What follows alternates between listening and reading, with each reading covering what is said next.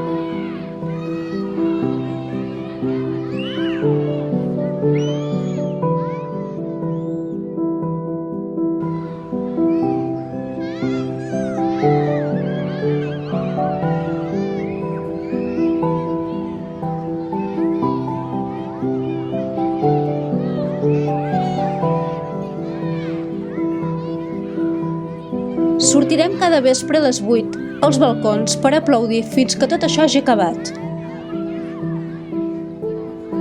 Segur que superarem tots junts aquesta crisi i podrem estar molt i molt orgullosos de com s'ha fet tot plegat.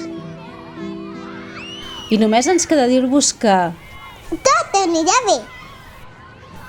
Ajuntament de Sant Llorenç de Morunys.